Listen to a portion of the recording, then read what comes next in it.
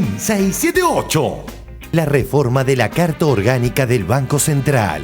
Se tocan intereses muy importantes con esta reforma. A ver, una de las cosas que uno va a escuchar es que el Banco Central tiene que ser independiente. No por nada siempre se ha querido que el Banco Central fuera independiente. Correcto. En todos los países serios del mundo, el Banco Central es independiente. La independencia del Banco Central y que el Banco Central cuide el salario de los argentinos, me parece que esto es lo básico, lo elemental. Yo he sido un defensor de un Banco Central independiente. Cuando hablamos de plata, yo no creo que haya nada independiente. El Banco Central o lo maneja el gobierno elegido por el pueblo o lo manejan los bancos. Nos visita Mercedes Marcó del Pont. Con un ritmo frenético, la rompió la clarinista Susi Biau. Me parece que estamos viviendo una época curiosa, ¿no?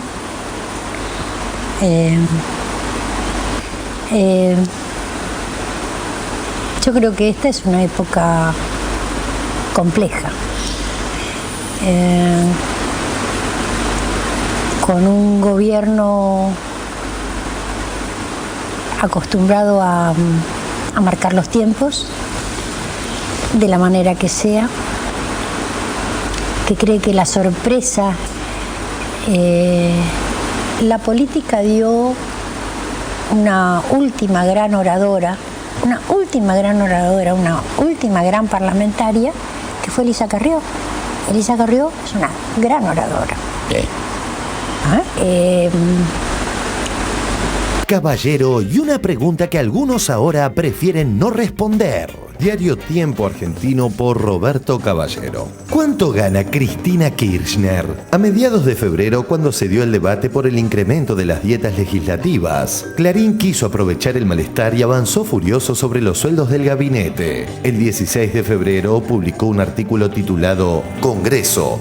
Ahora exigen saber cuánto ganan en el Ejecutivo. Clarín intentó obtener información oficial sobre los salarios en el Ejecutivo y no obtuvo respuesta. Pero desde el martes 6 de marzo, la información que el Clarín de Mañeto reclamaba está disponible en www.secretariageneral.gov.ar, el sitio de la Secretaría General de la Presidencia que depende de Oscar Parrilli. La información, una vez que estuvo accesible, les resultó irrelevante. Otro día de buenas noticias. 1. Producción nacional de un medicamento contra el Chagas. La gran noticia es que ayer el Estado anunció que en sociedad con 2 laboratorios y con una fundación, la Argentina va a empezar a producir este medicamento que se llama Bensnidazol. Ya empezó a producir, en realidad va a estar destinado a abastecer las necesidades locales y cuando empiece a generarse excedente, abastecer también al resto de América Latina, porque esto es un problema que afecta a toda América Latina. Posiblemente haya 20 millones de infectados, yo creo que son muchos más. Llega hasta Estados Unidos. Estados Unidos tiene casos de Chagas también. Otro fallo a favor de la ley de medios. Medios revocan cautelar. La Justicia Federal de Córdoba así lo dispuso por considerar que la normativa garantiza el derecho a la libertad de expresión, la libertad de prensa, el derecho a informar y ser informado. Saca y sube a la red 678. La cábala para ganar la Davis. Adivinen qué canal se resiste a reconocerlo. Vuelve Del Potro a la Davis, dice Jaite, ¿no? Sí, que está dando una conferencia de prensa para confirmar el equipo que el 6, 7 y 8 del próximo mes va a recibir a Croacia por los cuartos de final. Vas a Canal 7 directo. Juan Martín Del Potro durante la semana había confirmado que va a estar el fin de semana del 7 y el 8, en realidad 6, 7 y 8 de abril. La Argentina se enfrentará con Croacia el 6, 7 y 8 de abril. Así que recordemos, próximo 6, 7 y 8 de abril. Del Potro jugará Davis 6, 7 y 8 de abril. Del Potro fue confirmado en la Copa Davis el 6, el 7 y el 8 de abril. Mirá, es 6, 7, 8. Puede parar. Pero hasta eso arregló. Escuchame, lo que no entiendo es, siempre decíamos 6, 7, 8 y ahora lo tenemos en cuenta porque lo levantan o es un número que todo el mundo dice. No. Del Potro vuelve a la Davis. Jaite anunció el regreso del número 11 del mundo, Argentina. recibirá a Croacia del 6 al 8 de abril en el Parque Roca. ¿O es un número que todo el mundo dice? No, yo hablé, Juan Martín, hablé personalmente con él. O sea, tengo que destacar y aclarar que el comportamiento de Juan Martín fue brillante desde el primer momento. Desde que... ¿O es un número que todo el mundo dice? No. Juan Martín del Potro al equipo de la Copa. Qué lindo, Del 6 al 8 en el Parque Roca. Del 6 al 8 en el Parque Roca. Qué suerte que te vi.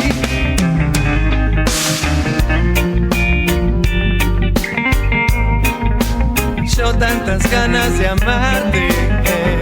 Suerte igual te vi.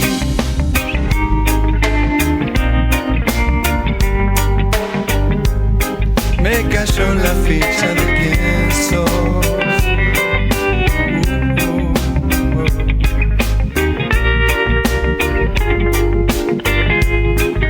La suerte es amiga de la acción.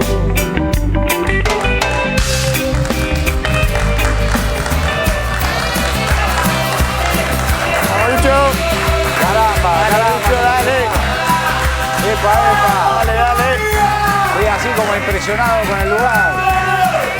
Impresionante el lugar. Muy buenas noches, señores. Bienvenidos a 678. ¿Qué dicen, colegas? ¿Cómo les va? Muy bien. ¿Todos bien? Muy bien. Los veo también de una manera totalmente distintos, cambiados. Está genial. Hoy está con nosotros para compartir el programa la señora Mercedes Marcó del Pono. La Mercedes, ¿cómo va? Bienvenida, presidenta del Banco Central. Bienvenida también a esta nueva nave que tenemos aquí. Está buenísima. Tenemos monitores por todos lados. Bueno, arrancamos con el primer informe. Tiene que ver obviamente con la situación del Banco Central, con la reforma de la Carta Orgánica que está en este momento discutiéndose. Vamos a ver el informe y lo debatimos. Dale. La reforma de la Carta Orgánica del Banco Central. Sobran ejemplos que encuentran a Oppo y Corpo, eternos representantes de intereses ajenos a lo de los argentinos, apelando a argumentos del estilo ¡quieren hacer caja! Otro manotazo del gobierno. Etcétera. Tema: estatización AFJP. Mi olfato me dice que aquí hay, una vez más, como en otras ocasiones, un manotazo para hacer caja. Y esto de las jubilaciones tiene el objetivo de la caja. No le echemos más mano a la plata de los jubilados para tapar agujeros. ¿Qué hicieron? Le pegaron un manotazo a la caja. Cada vez que han necesitado urgente dinero, han ido a los fondos de los jubilados. Tema: reservas. El tema de fondo es discutir por qué el gobierno está tan desesperado por apropiarse de estas reservas. El presidente de la Constitución tiene autonomía y él es el responsable, delegado por el Congreso, de cuidar el valor de la moneda, o sea, cuidar que no nos estafen de vuelta a los argentinos. Vuelve a la carga con un DNU y ahora porque tiene una amiga en el Banco Central, sabemos que la plata, se va a girar. Estoy un poquito exaltado. Tema: reforma de la Carta Orgánica del Banco Central. Diario Clarín por Ricardo Kirschbaum, editor general. El financiamiento de la política. Para el kirchnerismo, lo primero es el control de la caja y la financiación de su política. Yo no estoy de acuerdo con la represión monetaria, pero tampoco creo que el Banco Central tiene que ser una caja alegre, abierta para financiar todo lo que el Estado le pida. Lo que hace el gobierno es apropiarse aún más de la caja del Banco Central porque el presupuesto no le alcanza. Evidentemente el Banco Central se va a ser utilizado para financiar al Estado. Dijo Federico Pinedo del PRO. La reforma del Banco Central es de las leyes más siniestras de la democracia. Es permanente y clara la estrategia de pretender desendeudarse endeudándose, si se entiende el juego de palabras. Estos señores no querían que se paguen la deuda externa con reservas porque querían que volvamos a endeudarnos. Pero no es progresista desendeudarse. No hay ningún país del mundo que proponga como algo progresista pagar puntualmente la deuda hasta el final con recursos propios. Lo que se hace es, se va renovando. Yo le estoy proponiendo a usted, señor, dentro del balance del Banco Central, separe 6.570 millones, déjelos dentro del balance y usted emita deuda con la garantía de esos fondos. ¿Qué hace un país normal? Sale a los mercados voluntarios para que le presten. Estos señores no querían que se paguen la deuda externa con reservas porque querían que volvamos a endeudar. Va a haber muchas voces en estos días hablando en contra de eso porque se tocan intereses medulares, se tocan intereses muy importantes con esta reforma. A ver, una de las cosas que uno va a escuchar es que el Banco Central tiene que ser independiente. No por nada siempre se ha querido que el Banco Central fuera independiente. Correcto. En todos los países serios del mundo, el Banco Central es independiente. La independencia del Banco Central y que el Banco Central cuide el salario de los argentinos, me parece que esto es lo básico, lo elemental. Yo he sido un defensor de un Banco Central independiente. Cuando avanzan sobre el Banco Central, es gravísimo. Levantemos un poco la cabeza y miremos para afuera. Los países que ahorran, que invierten, que producen y que exportan, tienen bancos centrales independientes. Yo, en principio, la verdad, la palabra independiente prácticamente no la creo en ningún ámbito de la vida. Cuando hablamos de plata, yo no creo que haya nada independiente. El Banco Central o lo maneja el gobierno elegido por el pueblo o lo manejan los bancos. Lo que se verifica cuando se estudia la historia económica del mundo y de la Argentina es que este cambio viene de la mano de la instalación del neoliberalismo. Y en los últimos 30 años aparece esta idea de la no intervención, de los bancos centrales independientes, de que la estabilidad monetaria se podía llegar a pensar en forma aislada de lo que ocurría con la economía productiva. Esto no es casual y básicamente ustedes van a ver que en todos los cambios que se hacen en los artículos, lo que se le está devolviendo al Banco Central, como tuvo en otras etapas históricas, es la capacidad, la función de poder orientar el crédito. Más intolerante que de costumbre, uno de los hombres fuertes de Mañeto no permitía argumentar a Carlos Heller. La pregunta primera a hacerse, ¿las reservas para qué son? Mire, yo le voy a decir, para atender las cuentas externas, para darle garantía a los depositantes en dólares de que siempre hay dólares suficientes para devolverle sus depósitos, para estar atento a cómo evolucione su balanza comercial. Yo lo escucho a usted, con todo el respeto, digo, pero este cuentito, digamos, es difícil de creerlo, porque hay una historia de 8 años de gestión que dice, ¿y ahora se acordaron de todas estas virtudes que tiene?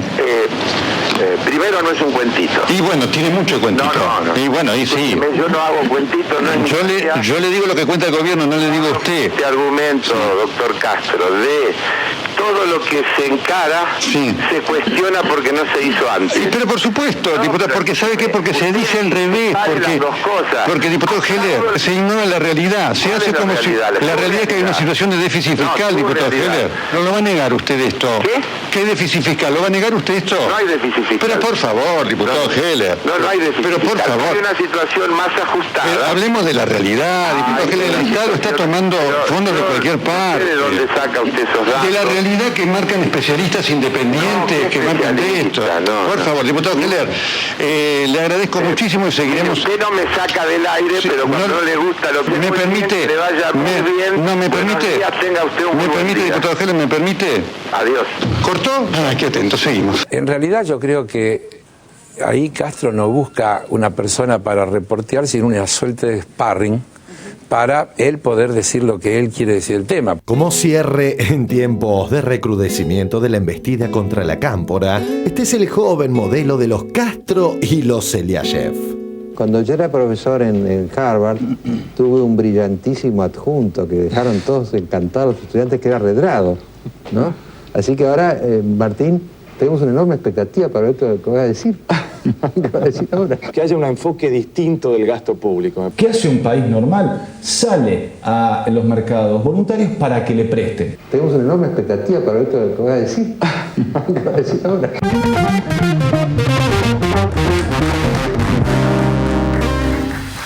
Bueno, muy bien, vamos a ver, una pregunta, Mercedes, en relación a esta idea que construye gran parte de la oposición sobre esta reforma que se pretende hacer de la Carta Orgánica del Banco Central, que es esta idea de el manotazo a la caja, digamos, como si fuera la única razón sobre la cual está asentado este proyecto.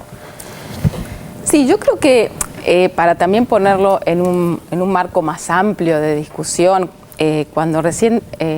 un poco repasaban lo que había planteado ayer en el Senado y la otra semana en la Cámara de Diputados, es tratar de mirar el paso histórico que está dando la Argentina en términos de lo que es dar vuelta a la página de toda una concepción económica. Este país ha avanzado tanto, lo hemos avanzado en los hechos y hay que dejarlo en la letra escrita de lo que es hoy el Banco Central, que en el mundo, les diría, en el mundo es donde todavía más atravesados están por el pensamiento más ortodoxo, el pensamiento neoliberal. ¿Y esto a qué viene? No es que escape al tema, a lo que vos me preguntaste. Viene a que, en realidad, cuando uno mira la historia de los bancos centrales, y lo dijo Cristina en la apertura de sesiones el 1 de marzo, en realidad los bancos centrales fueron cumpliendo determinadas funciones a lo largo de la historia y se fueron creando de acuerdo a las necesidades históricas de esas naciones. Y fueron creados en el siglo XVII para financiar a sus estados, como bien planteó en Suecia, en Inglaterra, para bancar la guerra. Ahora, a lo largo de la historia fueron activamente actuando sobre la industrialización, sobre los procesos de desarrollo, sobre salvando los sistemas financieros en situaciones de crisis. Y esta cosa de que pasa a ser un pecado financiar a la producción, pensar en el desarrollo, que el Banco Central se involucre en financiar a los tesoros, es una moda muy reciente de la historia corta del mundo y de la Argentina en particular. Entonces, lo que tenemos que tener siempre en cuenta es que estas teorías no son neutras. Las teorías siempre, en economía no es suma cero, siempre uno se beneficia y otro pierde. Esta teoría de que el Estado no puede ser financiado por los bancos centrales, primero, no se cumple en ningún país del mundo, ¿sí? Los bancos centrales directa o indirectamente se involucran en el financiamiento de sus estados y de sus sectores públicos y sus políticas públicas, pero además la contrapartida de eso es el endeudamiento externo. Entonces, esto no es neutro. Los que, y no les gusta, el otro día dice, alguien me dijo, nos gustan que nos digan los endeudadores, pero es así. Cuando se retira el Banco Central capaz de financiar al sector público, a los estados, a las políticas públicas, lo que aparece inevitablemente es el negocio del financiamiento privado y del hiperendeudamiento. Entonces, creo que esto ha quedado claro a lo largo del informe. Lo que están planteando en contrapartida, algunos más trogloditas están diciendo un ultra ajuste fiscal y otros están diciendo salgan a endeudarse. Y la Argentina ha, en los últimos 8 años, recorrido un proceso de desendeudamiento que nos ha devuelto una enorme soberanía. Entonces, me parece que lo primero que hay que sacar es esta idea de qué preocupante financiar al Estado. Después veamos cuánto lo vamos a financiar a partir de esta nueva Carta Orgánica que todo indica que se va a votar en las próximas horas. Me parece que eso, Luciano, es lo más importante. No es neutro. Los que están diciendo que el Banco Central no tiene, dentro de determinados límites y determinadas condiciones, que financiar al sector público en la Argentina, como lo hizo históricamente antes de la década de los 90, cuando se reforma la Carta Orgánica y se recurre al financiamiento externo, es los que pretenden seguir con el negocio de la valorización financiera. Ahora, qué intensa que es la relación también entre estos grupos financieros y los medios de comunicación. ¿Por qué? ¿Qué lectura tenés de esa relación tan fuerte que hay entre medios de comunicación y sectores que defienden justamente la posibilidad de mantener negocios financieros con el Estado? Si a mí me apuran, a veces cuando uno no ve que hay argumentos sólidos, ¿no? Porque, por ejemplo, cuando uno mira lo que se le está habilitando de financiamiento hoy al sector público a partir de esta reforma, que es decir, bueno, en una situación extraordinaria porque hay una desaceleración económica, lo que se le habilita al Banco Central es que amplíe en un 10% lo que ya puede hacer en términos a una variable específica que es la recaudación, y que en el límite llegaría a 4 puntos del producto más o menos. Ahora, si nosotros vemos la capacidad que tenía el Banco Central en otras etapas históricas de la Argentina y lo llevamos a lo que sería en números, llegamos a casi 17%. Entonces, ¿de qué estamos hablando? Eso fue lo que se limpió claramente en lo que fue el estadio superior del neoliberalismo en la Argentina con la convertibilidad, que se sacó esa posibilidad. ¿Y qué hizo la Argentina? Progresivamente se fue endeudando con los organismos multilaterales, con el sector privado, y todos sabemos cómo terminó esa política. Eso por un lado. Y por el otro lado, mirar qué estamos financiando, porque eso es lo más importante. A ver, la política, si hay un gobierno que yo tomé la historia más de los últimos 60 años, este es el único gobierno que puede mostrar 9 años de equilibrio fiscal sostenido, de superávit primario. ¿De qué nos están hablando?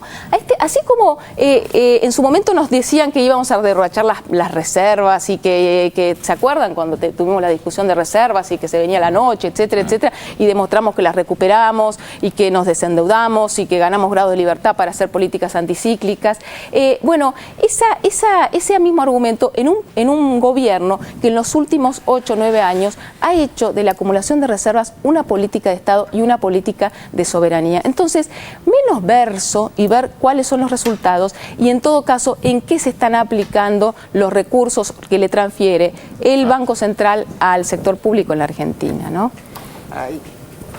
Retomo algunas cosas que decía Mercedes en el discurso y también lo que preguntabas vos, Lucho, digo, porque creo que hay como un punto en común entre, digamos, cierta lógica del periodismo y el liberalismo económico, que es que viven siempre en una especie de presente. Eso uno lo ve más claramente en los medios. Digamos. Todo el tiempo es lo que está pasando aquí ahora y no se toma en cuenta la historización, digamos, la historia, digamos, o la contextualización de un hecho, o en este caso de las instituciones. Como decir, en el discurso estaba claro, decía, a ver, esta idea del Banco Central Independiente nació alguna vez.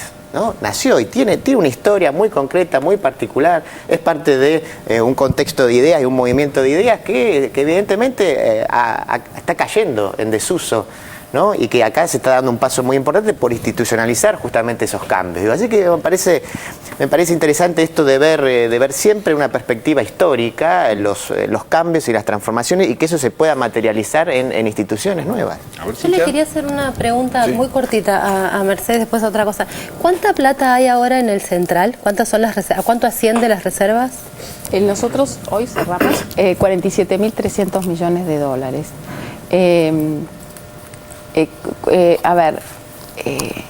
¿Sabes por qué te pregunto? Y con esto, porque en el 2010, en febrero del 2010, en la famosa crisis de las reservas, los títulos eran, ahora van por los 17.000 millones. No solo que no fueron, sino que hay 30.000 millones más. Me parece que con ese dato... Sí, a mí ayer yo decía en el Senado, me da bronca porque ayer leía que, no sé, creo que el expresidente Redrado o alguien decía, ay, Néstor decía que se sentía cómodo con 50.000 millones de dólares de reservas y con 50.000, y él lo decía, yo digo, ay, que no está presente, no puede contestarle, pero basta, dejen de mentir, porque efectivamente es lo que vos decís, María, cuando le pagamos al Fondo Monetario, lo decidió Néstor en una decisión que nos permitió hacer todo lo que se pudo hacer después. Teníamos 28.000 millones de dólares, ¿sí? Y nos quedamos con 19.000 millones de dólares y de ahí al año ya lo habíamos recuperado esos 10.000 millones. Pero esa decisión histórica, por eso ayer me apuraban, un número, ¿cuáles son las... A ver, en cada momento histórico y de acuerdo a cuáles son las necesidades, las condiciones internas y las condiciones internacionales, es que hay un nivel adecuado de reservas. Lo que es realmente trascendente, que se va a dar un paso realmente enorme en la Argentina en dar vuelta a la página de lo que fue el terrible régimen y perverso régimen de la convertibilidad, es haber sacado esa relación que nos quisieron imponer, esa ficción de que las reservas tenían que cubrir la base monetaria. Esta idea de nos quedamos sin respaldo, nuestra moneda no va a estar... A ver, no hay teoría económica que diga que las reservas tienen que respaldar a la moneda. Lo que respalda la moneda de un país es la riqueza que genera ese país, es el trabajo, es el crecimiento. Ese es el respaldo que tiene hoy la moneda en la Argentina. Por eso es muy importante esta modificación del artículo 3 del objeto del Banco Central, porque volvemos a reconciliar la estabilidad monetaria con lo que es la producción y el empleo. Me parece que esto es lo más relevante, ¿no? Sí, yo, Mercedes, te quería preguntar, uno de los principales cuestionamientos de la oposición es que esta reforma orgánica del Banco Central, de la Carta Orgánica del Banco Central, va a generar inflación. Bueno, justamente esa tan remanida palabra, si esto sería posible, porque hablan de que la emisión de moneda generaría inflación. Claro, esa es la misma crítica de por qué al cambiar el mandato de preservar el valor de la moneda, incorporando otros objetivos, nos vamos a desentender de la cuestión de la estabilidad. Nosotros hablamos ahora de estabilidad monetaria, hablamos de estabilidad financiera, hablamos de empleo, desarrollo y equidad distributiva. Y cuando yo hablo de reconciliar lo monetario y la estabilidad y la inflación con la cuestión productiva, también tiene detrás un enfoque totalmente distinto que tiene este gobierno y este cambio de paradigma y de régimen que ha ocurrido en la Argentina respecto a la teoría ortodoxa. Los únicos que plantean que la emisión por sí misma genera inflación y que la inflación es un problema monetario, son los monetaristas, son los ortodoxos. Nosotros tenemos un pensamiento distinto y nosotros tenemos un diagnóstico distinto respecto a lo que ocurre con los aumentos de precios en la Argentina, y sabemos que si aumenta la cantidad de dinero acompañando el crecimiento económico y las necesidades de demanda de más dinero, porque esta economía crece, redistribuye, aumentan los salarios, no tiene por qué haber inflación originada en razones monetarias. Entonces, por eso yo recién decía, es importante ver qué se hace con estos recursos que le está transfiriendo el sector público, al sector público. Y bueno, el dinero es fungible, es asignación por hijo, es inversión pública, es capacidad de crecimiento para sostener este proceso ininterrumpido que por primera vez en mucho tiempo se cambia la lógica, y este es el gobierno que puede mostrar que tiene equilibrio fiscal, habiendo dado vuelta a la ecuación diciendo, primero nuestro objetivo es crecer y distribuir y generar empleo, y la consecuencia es un superávit o un equilibrio fiscal genuino. ¿Se acuerdan de los liberales? La única meta era el equilibrio fiscal, y así fue como terminamos, ¿no? Una cosita más, cuando Heller le dice a Nelson Castro que no hay déficit fiscal y Castro le reafirma hay déficit fiscal, ¿está mintiendo? Lo que hay en la Argentina es superávit primario. Lo que nosotros, esto también es importante, porque lo que hay es equilibrio entre lo que es el gasto, la inversión del sector público nacional y los ingresos del sector público nacional. Ahora, cuando se le incorporan lo que son los pagos de deuda, que ahí aparece lo que es el déficit financiero, lo que está ayudando a cubrir justamente las transferencias que hace el Banco Central o el pago con reservas, es esa parte de desequilibrio financiero, que es lo que nos está permitiendo desendeudarnos. La otra que están planteando es, bueno, o hagan un superajuste fiscal, corte, no sé, asignaciones, educación, obra pública, generen más superávit primario y con eso pagar la deuda, esa sería una, o la otra es ese desequilibrio, vayan y endeúdese afuera. Entonces, hoy en la Argentina hay superávit primario, lo que yo decía que son 10 años de superávit primario y que no hay antecedentes en la historia, por lo menos de los últimos 60 años de este proceso, es lo que justamente ha sido posible a partir de un cambio de lógica absolutamente distinta de la que rigió nuestro país durante tantas décadas, ¿no? A ver, Mosca. Sí, hablando de manotazos y de Banco Central, yo quiero, tomando lo que decía Dante de hacer historia, que acá en este país hubo un intento de manotazo, un intento por suerte fallido, que lo dirigió Martín Redrado a principios del 2010. Consistió en que un funcionario no electo se superpuso al poder político electo y llevaba a la Argentina al rumbo que hoy explicaba la doctora Del Pont que estamos evitando, es decir, al rumbo del endeudamiento, haciendo los negocios que siempre hicieron los grupos financieros con el país y que en la década del 90 nos llevó a donde nos llevó. Y yo creo que los verdaderos defensores de las instituciones democráticas tendrían que estar muy contentos de que en estas horas, en estas próximas horas, vamos a tener una ley que le va a permitir al gobierno no tener que recurrir a los tan vilipendiados decretos de necesidad y urgencia, que los tuvo que emplear porque había una verdadera rebelión institucional simbolizada por Redrado, pero en realidad encabezada por las derechas políticas y económicas del país. O sea que creo que es un momento de mucha expansión de la democracia tener esta ley que restituye el Banco Central a la función de ser instrumento del poder democrático. Y que lo decía Dante, un poco Edgardo también, el tema de la independencia, ¿no? En el artículo 3 nosotros planteamos esta cuestión de la coordinación, ¿sí? Que vamos a seguir teniendo capacidad para hacer nosotros nuestras propias políticas, pero en forma coordinada y en el marco de las políticas públicas, porque creo que lo que quería decir, que decías Dante, si hay una concepción absolutamente antidemocrática, es la de los bancos centrales independientes. Estos bancos centrales, que viene todo de este avance del neoliberalismo de que el Estado tenía que desaparecer, que era el mercado el que mejor asignaba, y entonces eran el beneficio de los sectores concentrados privados, fundamentalmente con esta desaparición del Estado. Bueno, en ese proceso también aparece este paradigma de los bancos centrales independientes que entre nosotros, y lo estamos viendo claramente ahora en el transcurrir de la crisis, todos los bancos, los más, en principio, independientes, autónomos y trogloditas, están directamente actuando para resolver los problemas, bien o mal, pero están actuando y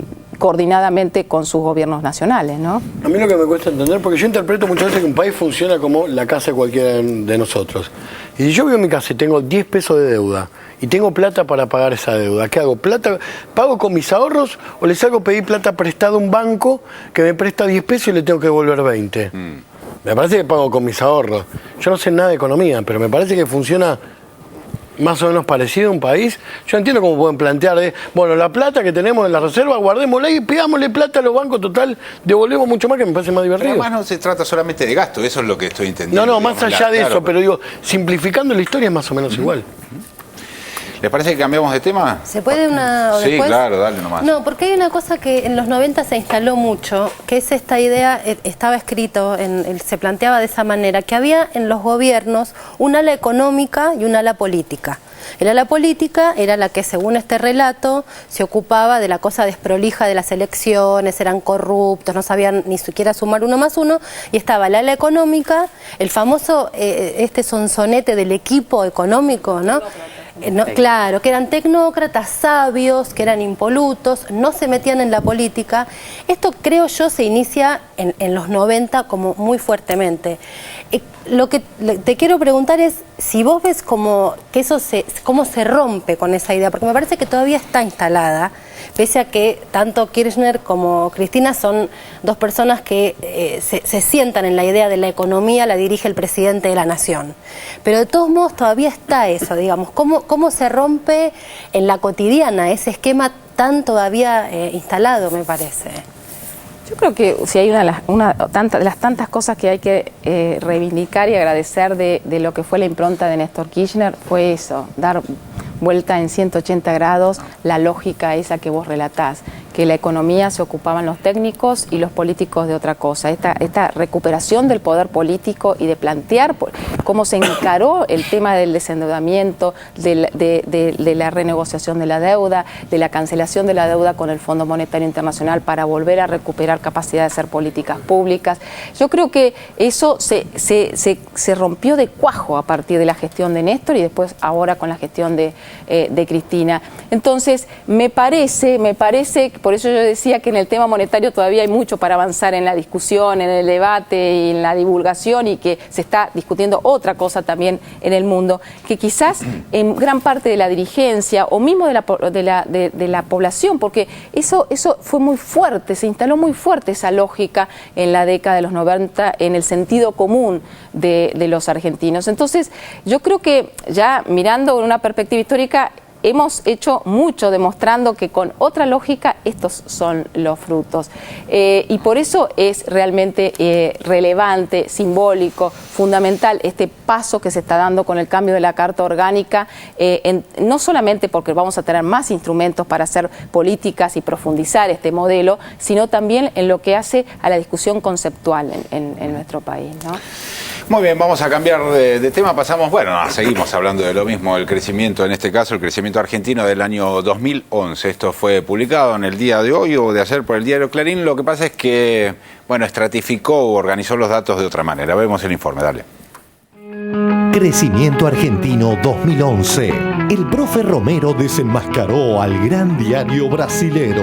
¿Qué tenemos en el día de hoy? Uno de los temas más importantes para Clarín de hoy tiene que ver con, se conoció un informe de la CEPAL, de la Comisión Económica para América Latina. Y fíjate cómo titula Clarín. Fíjate, Brasil fue el país de Sudamérica con menor crecimiento en 2011. Yo digo, ¿por qué Brasil? ¿Por qué Clarín está hablando de Brasil?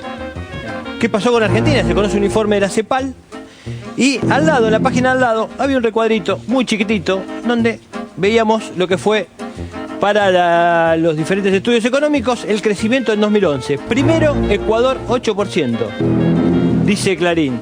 Segundo, Argentina 7 según privados.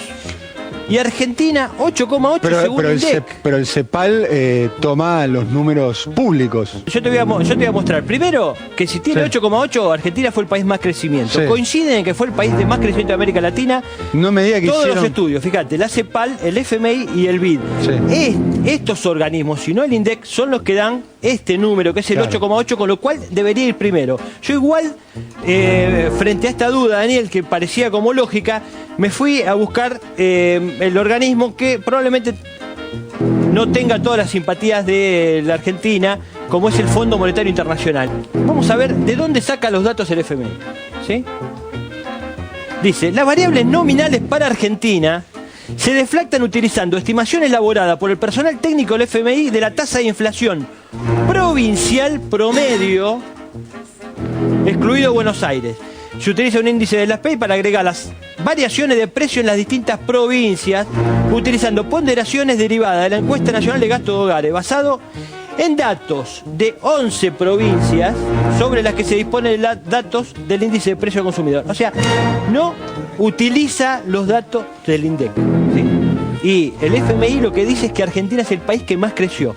Curiosamente y no tanto, para Clarín, la noticia del informe de la CEPAL no es que Argentina es el país de más crecimiento en América Latina, lo que sería algo importante y que podría enorgullecernos y podría hacernos pensar un poco más. La noticia se para del otro lado, se para al lado de Brasil, es como si fuera, realmente, como si fuera un diario brasilero preocupado por lo que pasa con el Brasil, que nos podría preocupar, pero no habla del tema Argentina.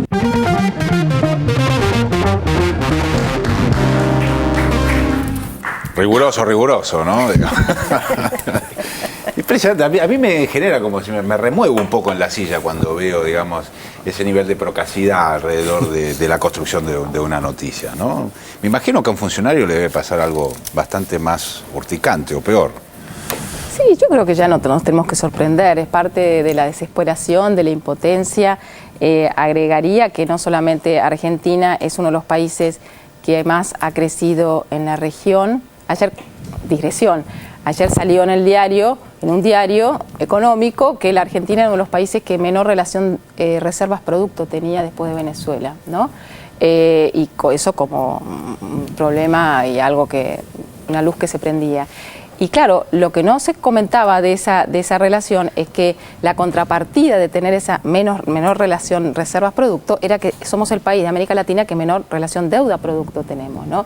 Que es esta idea de para qué se acumulan reservas. ¿Cuál es el objetivo de acumular reservas? En el caso de la Argentina, el objetivo estratégico es pagar deuda. Cuando nos vamos al conjunto de la región, somos los que más crecemos, somos los que más hemos bajado la brecha de desigualdad.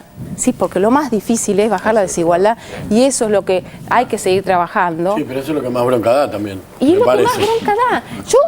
Esto es ahora de Brasil, pero hoy leía esta cosa del consenso de los economistas de que este año vamos a crecer el 2, el 3, el 2,5. Y ya están queriendo instalar tras cartón eso.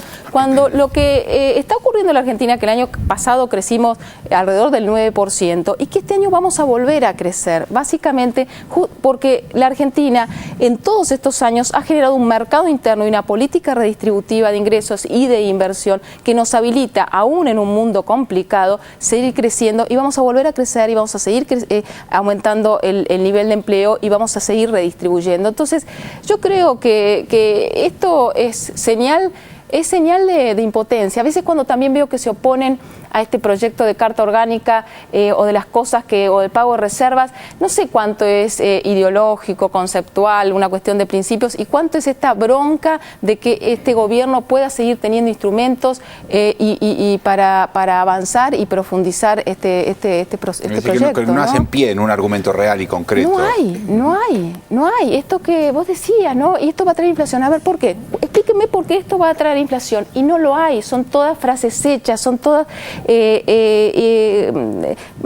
planteos que se largan y obviamente no hay repreguntas, en general no hay repreguntas y por lo tanto no se puede explicar que en realidad lo que pasa con los aumentos de los precios en la Argentina no tiene que ver con las fuentes históricas, ¿sí? Que podían muchas veces vincularse a este exceso de gasto público sobre el ingreso público y por lo tanto los desequilibrios fiscales enormes, los desequilibrios externos enormes, las devaluaciones enormes que ocurrieron en nuestro país y que eso sí impactaban sobre los precios y ninguna de estas cuestiones o de estos procesos hoy están presentes en el escenario económico argentino y están muy lejos. Y justamente esta capacidad que ahora va a tener el Banco Central de tener nuevos instrumentos para promover el crédito, orientar el crédito para que haya más inversión, más crédito para las economías regionales, para las pequeñas y medianas empresas, creo que va a ser un instrumento muy potente para profundizar este proceso, ¿no? Estaba pensando que en este momento se está debatiendo justamente en el Congreso el proyecto. ¿Cuál es tu pronóstico con respecto al resultado?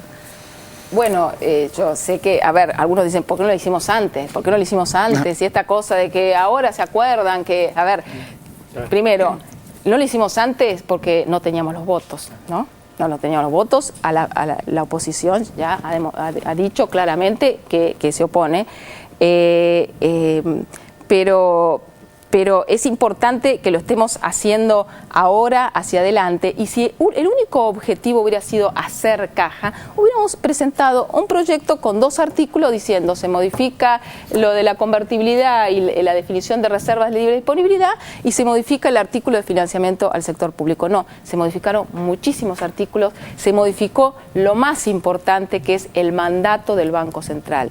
El Banco Central recupera, después de un desvío de su historia, donde siempre desde el año 1935 que se creó hasta el año 92, que Cavallo lo borró de un plumazo, está objeto de preocuparse por la estabilidad, en forma consistente, con el pleno empleo, con el crecimiento económico, y ahora nosotros creo que le agregamos algo que es, y lo ha planteado nuestra presidenta, un desafío hacia adelante, que es la equidad distributiva, ¿sí? ¿Dante? Sí, me quedo con ese juego entre, digamos, el crecimiento y la igualdad, porque si no, alguien podría decir, bueno, en los 90 también se crecía. Ahora, creo que la gran diferencia ahora es que justamente estamos creciendo con mayor igualdad. Yo recuerdo un autor de la filosofía política, increíblemente le gusta mucho a Mariano Grondona, es un autor norteamericano que se murió hace algunos años, que es John Rawls. Decía, bueno, si le preguntamos a la gente cuáles son los principios de justicia que deberían regir en una sociedad, dirían, bueno, el primer principio serían los derechos civiles y políticos, y el segundo principio, podríamos pensarlo más en términos económicos, sería que vamos a justificar que haya diferencias en la sociedad entre los que más tienen y los que menos. Digo, lo vamos a justificar siempre y cuando los que menos tienen estén mejor que en cualquier otra situación. Es decir, lo vamos a justificar en la medida en que haya una relativa igualdad, ¿no? Y que no haya una gran diferencia entre los que más tienen y los que menos tienen. O sea que ahí se incluye, incluso aún dentro de un pensamiento liberal, la idea de igualdad. O sea que no hay crecimiento a cualquier precio. Porque el crecimiento a cualquier precio puede generar lo que pasaba en los 90. Es decir, que justamente ese crecimiento se atomice en un sector privilegiado de la sociedad. ¿Moca? Sí, la desesperación que decía Mercedes sobre los medios de comunicación tiene que ver con un brusco cambio de calendario que provoca octubre del año pasado. Ya no tienen la expectativa de un replanteo institucional. Y está pasando algo, me parece un poco, ya lo dijimos algunas veces en el programa, algo muy interesante en cuanto al desfasaje de los titulares de Clarín y de La Nación respecto de los políticos propiamente dichos de oposición, ¿no? Los que tienen que ir al Congreso, los que tienen que... Digo, no hay casi con quién discutir, porque han tomado nota de que la discusión existencial con el gobierno, a todo o nada, todo está mal, esto va a un derrumbe, mañana hay un derrumbe, cosecha pocos votos, genera poco crecimiento político. Entonces hay un hiato que el único que apareció en los últimos días y que bruscamente también se corrió del escenario fue Macri. Fuera de él parece que no hubiera nadie dispuesto a ser el ejecutor, el intérprete político de las tapas de Clarín, ¿no? Tenemos los votos. ¿Quién me preguntaba cómo se resulta? A ver, Cintia preguntaba, ¿cuál era tu pronóstico? El pronóstico, bueno, ayer ya los bloques de la oposición dijeron que iban a votar en contra, pero bueno, ahora tenemos los votos justamente para profundizar el modelo. Profundizar el modelo es esto, que es lo que prometimos en la campaña que prometió nuestra presidenta, y lo estamos haciendo. Entonces, creo que... porque recién lo veíamos, esta cosa de por qué no, lo decía Heller, a Nelson Castro, cada cosa que vamos a hacer, ¿por qué no lo hicimos antes y nos acordamos ahora? No, nos venimos acordando hace tiempo. Yo relataba el otro día esta anécdota que cuando yo era diputada, dije, vamos a cambiar la Carta Orgánica, y presenté un proyecto, ¿no? Presenté un proyecto y algunos me acompañaron, compañeros diputados. En ese momento, Martín Redrado, presidente del Banco Central. Un día recibo un llamado y me dice así, me dice, vos no me consultaste y no sabés con quién te metiste. ¿sí? Y ayer leía que decía otra vez. ¿No le preguntaste con quién? No, está. Pobre Balestrini lo volvió loco, no pueden salir de ese proyecto. Y en ese momento, con la ayuda de Balestrini y de Aníbal Estela, que era el presidente de la Comisión de Finanzas, logramos sacar dictamen. Pero tanto le debe haber llenado la cabeza a Néstor de que se venía el mundo abajo, que bueno, después quedó. A ver, mirado una perspectiva más larga, menos mal, porque este artículo 3 es mucho mejor del que habíamos presentado en ese momento, porque justamente plantea mucho más claramente esta idea de la coordinación y de estar enmarcado en el conjunto de las políticas públicas como parte de una democracia sana. Mercedes, y mucho mejor también, porque gracias a ese operativo fallido hubo una profunda recuperación del gobierno después de lo del Banco Central. Ese es el piso a partir del cual el gobierno empieza, de la famosa reunión que quisieron bloquear tu designación, para adelante la oposición se quedó sin iniciativa. Así estamos, señores. Vamos a un corte, en un ratito volvemos con más 678. Dale.